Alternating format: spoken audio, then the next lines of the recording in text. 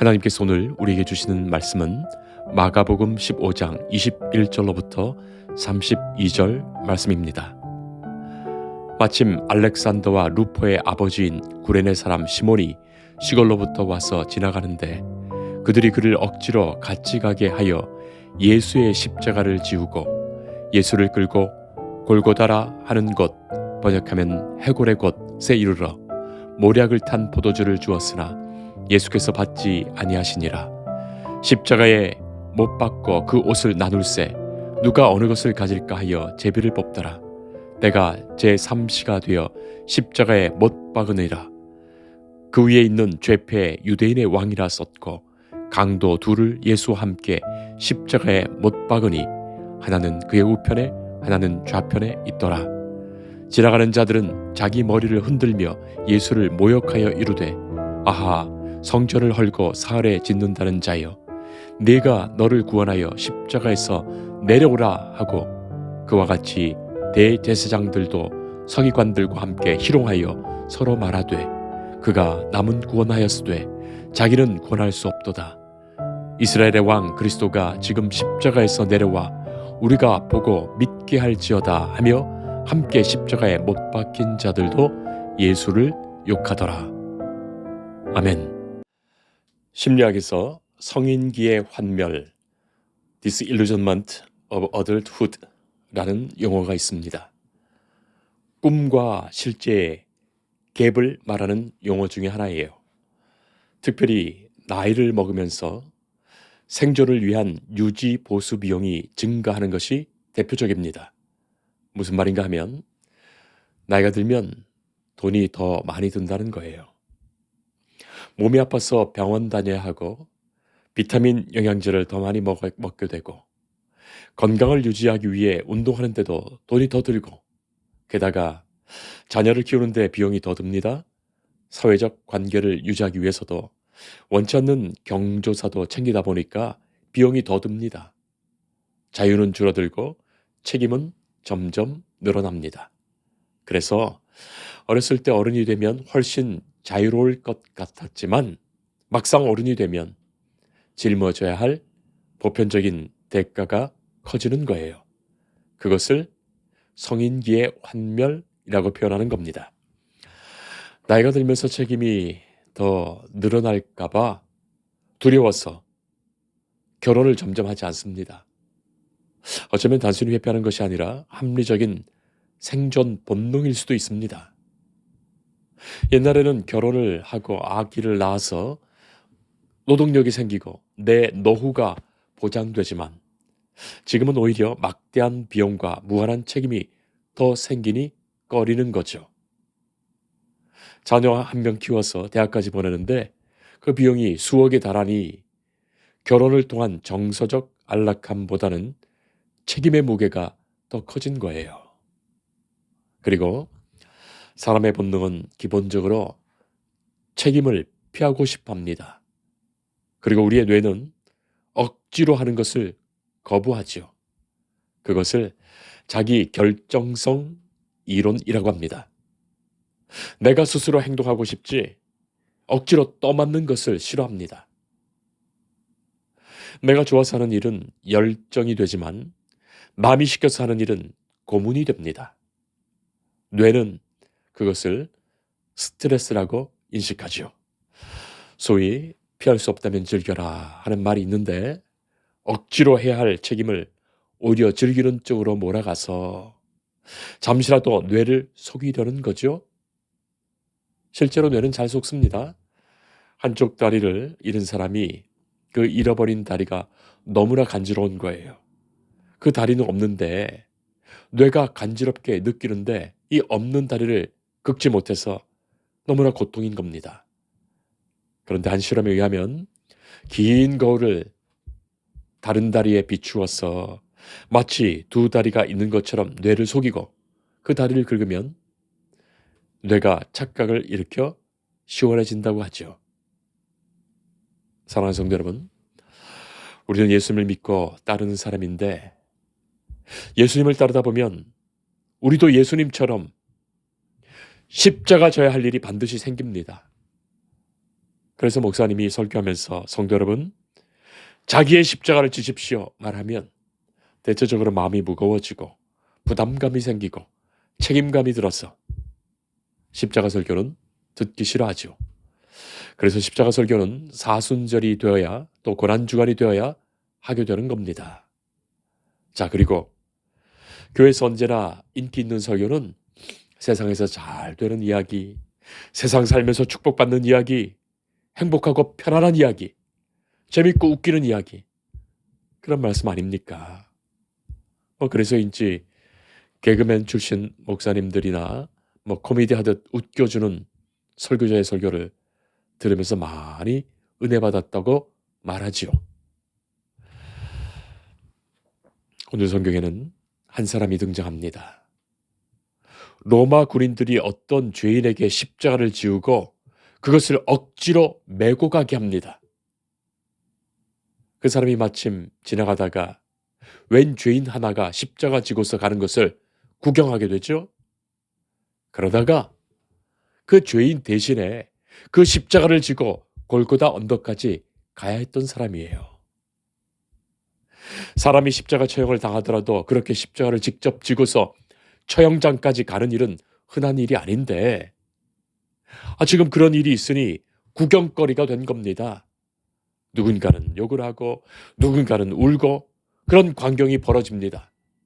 자, 그래서 구경거리가 낫는가 싶어 십자가 지고 가는 그 죄인 보게 되지요. 별로 볼품도 없게 생겼는데 그 머리에는 가시관을 엮어서 씌워 놓았습니다. 온몸은 채찍으로 맞아 피가 흐릅니다. 자, 그런데 체격도 왜소해 보이는데 그 무거운 십자가를 자기 힘으로 제대로 지지도 못해서 몇 걸음 걷다가 자꾸만 쓰러져요. 로마 군인은 욕을 하면서 채찍을 휘두릅니다. 정오가 되기 전에 어서 십자가에 달아야 한다고 채찍을 치며 재촉하죠. 그러니 구경거리가 된 겁니다. 자, 그런데 갑자기 자기 앞에서 이 죄인이 넘어지더니 더는 일어나지 못합니다. 자, 이때 우연히 그 자리에서 로마 군인의 눈에 띄어서 구경하던 바로 이 사람이 그 죄인의 십자가를 대신 지고 가게 되는 거예요. 그야말로 억지로 지는 십자가 아닙니까? 할 수 없이 지는 십자가 아닙니까? 마음에도 없고 재수 없어서 지는 십자가 아니겠습니까? 저도 어떤 때는 그런 생각이 듭니다. 어쩌자고 목사 가정에서 태어나서 할머니 어머니가 서원을 해서 하나님께 나를 드려서 내 인생 재밌게도 못 살고 고등학교 졸업하면서 신학대학 가고 이렇게 평생을 교회에서 목회한다고 사니 말이죠. 자, 그런데 오늘 말씀 보면 이 사람의 이름이 성경에 기록되어 나옵니다. 이 사람이 얼마나 유명한 사람이면 이렇게 성경에 이름이 다 나오고 모든 사람이 그 사람 하고 아는 거예요. 예수님의 십자가를 대신 진 그 일로 나중에 더 유명해졌고 이렇게 성경에까지 기록된 거예요. 그는 알렉산더와 루포의 아버지 구레네 사람 시몬이라고 기록됩니다. 시골에서 예루살렘에 왔다가 이렇게 예수라는 분의 십자가를 대신 지고 가서 지금 그 사람 십자가에 처형당해 죽는 장면을 가장 가까이에서 보게 되는 거예요. 교회사에서 전해오는 이야기에 의하면 그 시몬이 예수님의 십자가를 대신 졌고 그리고 죽으시는 그 장면을 가장 가까이에서 생생하게 목도한 후에 충격적으로 하나님의 아들이 돌아가는 모습을 보면서 참으로 큰 은혜를 체험하게 됩니다. 십자가에 달리신 이 사람의 마지막 그 죽는 모습까지 다 보게 된 거예요. 자, 십자가를 대신 지고 갈 때 군중들이 이 구레네 사람 시몬을 어떻게 볼까요? 그가 어쩌다가 억지로 예수님의 십자가를 지고 가니까 그를 동정하거나 그에게 찬사를 보내는 것 아닙니다. 그 십자가 지고 가면서 나는 아닙니다. 이 사람과 아무런 상관이 없습니다. 그렇게 말하면서 설명하면서 가는 상황도 아닙니다. 모두가 예수의 그 한 패로 보고 대신 십자가를 지고 가더라도 같은 일당으로 보고 그에게 욕을 하고 같이 조롱하고 침을 뱉으며 능멸하는 거예요. 예수님이 받으셨던 그 모욕과 조롱과 침뱉음을 무고하게 예수님 십자가 대신 지고 가다가 같이 다 받았던 거예요. 시몬은 훗날에 예수를 믿는 그리스도 교회를 상징하는 한 인물이 됩니다. 사도 바울이 로마서 16장 13절에 주 안에서 택하심을 입은 루포와 그의 어머니에게 문안하라. 그의 어머니는 곧 내 어머니니라 말하지요. 시몬에게는 알렉산더와 루포라는 아들이 있었습니다. 그리고 시몬의 아내를 사도 바울은 내 어머니라고 말합니다. 시몬이 예수님의 십자가를 비록 억지로 지고 가긴 했지만 그것으로 인해서 십자가 죽으시는 예수님을 가장 가까이에서 보게 되었고 너무나도 큰 은혜를 받았으며 더 나아가 그 가족까지도 예수님을 알게 됩니다. 예수님을 믿게 되고 믿음의 사람, 복음의 사람 되어서 초대교회에 너무나도 귀중한 인물 되었습니다. 그리고 바울의 이방 선교에 막중한 책임을 다했던 거예요. 사도 바울이 그 시몬의 아내를 내 어머니라고 한 것이 그것을 증언합니다. 사랑하는 성도 여러분, 교회는, 성도는 예수님의 십자가를 지는 사람들이에요. 예수님의 고난에 함께하며 그 일로 인하여 하나님의 위대하신 구원의 일을 이루어가는 사람들입니다. 예수님이 받으시는 고난의 자리에 함께하는 사람들, 예수님의 십자가를 함께 지고 가는 사람들, 그리고 세상으로부터 예수님을 향한 모욕과 미움과 박해를 마치 내 것처럼 받는 사람들. 그러나 그가 예수님과 함께 십자가 지고 갈 때에 예수님은 그를 보시고 그를 불쌍히 여기시고 그를 축복하시며 그를 하나님의 사람, 주님의 제자, 십자가의 증인, 복음의 증인 되게 하시는 거예요. 사랑하는 성도 여러분, 내게 맡겨주신 십자가입니다. 물론 내가 지지만 실은 그 십자가는 우리 주님의 십자가요. 주께서 내게 남겨주신 십자가예요. 내 십자가이지만 사실은 예수님의 십자가입니다. 그래서 예수님은 우리를 기뻐하시고 불쌍히 여기시며 사랑하시고 구원하십니다. 너의 십자가를 지라 말씀하셨지만 실은 예수님이 못 박혀 달리신 바로 그 십자가예요. 내 성격이 못돼서, 내가 못된 짓을 해서, 내가 죄를 지어서, 그래서 내가 만들어 놓은 내 십자가는 주님과는 아무런 상관도 없는 거예요. 실컷 내가 죄를 지어놓고서, 실컷 내가 미련하게 행해놓고서 내가 사람들로부터 받는 비난과 미움을 예수님 때문이라고 할 것도 아닙니다. 그런 십자가 아니에요.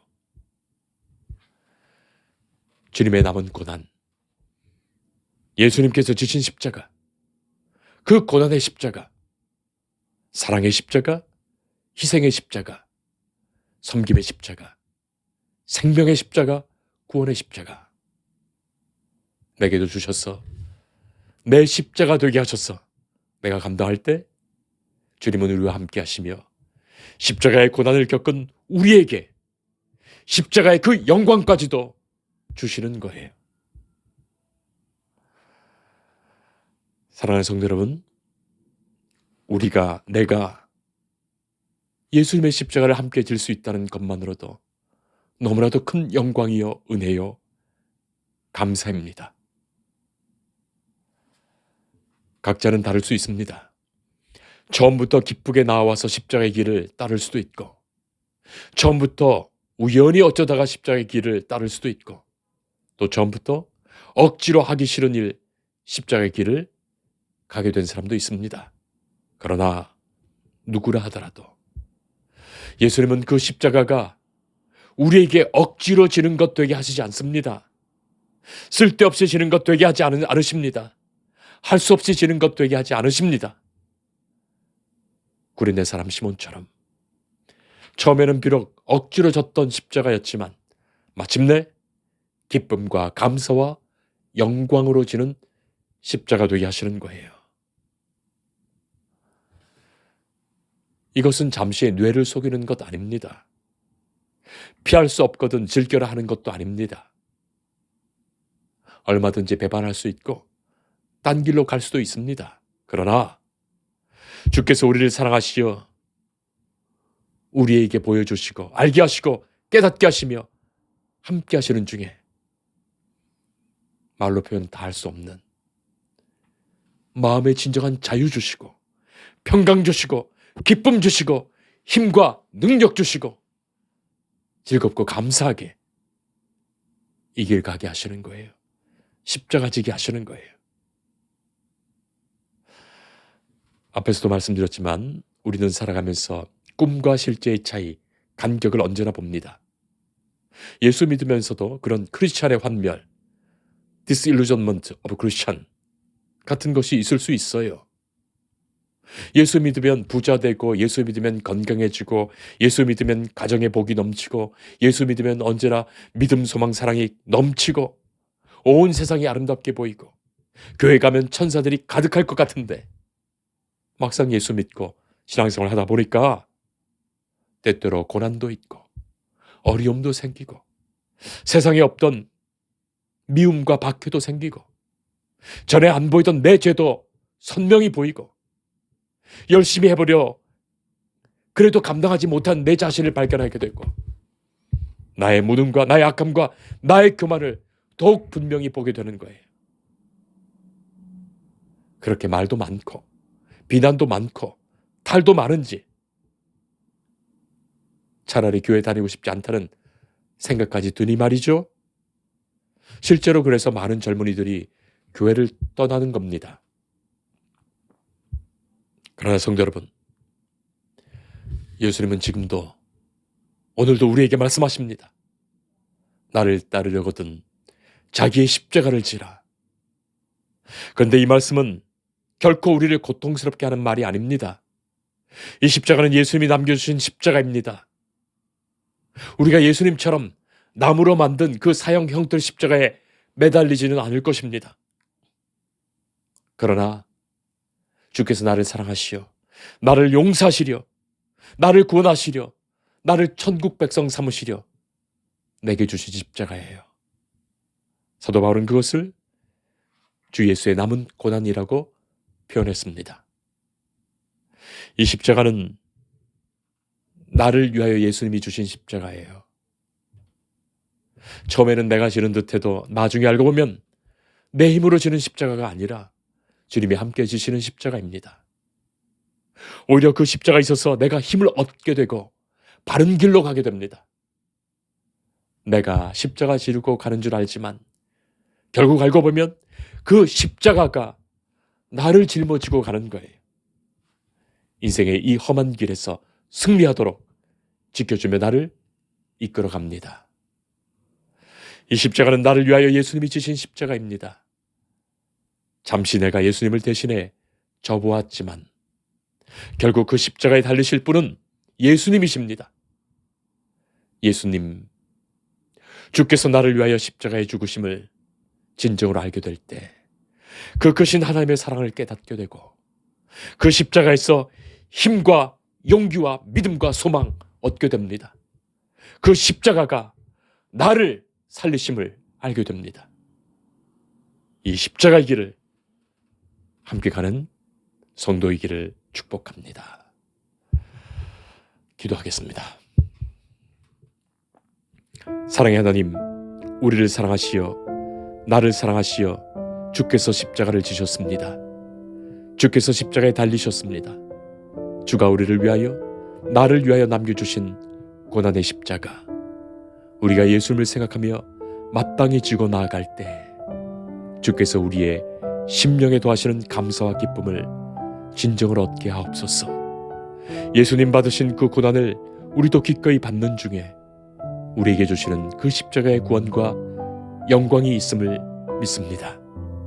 성령께서 우리를 지켜주옵소서. 예수님 이름으로 기도합니다. 아멘. 주님을 늘 믿으며 그 손을 의지하고 내 몸과 마음을 바쳐서 끝까지 충성하리.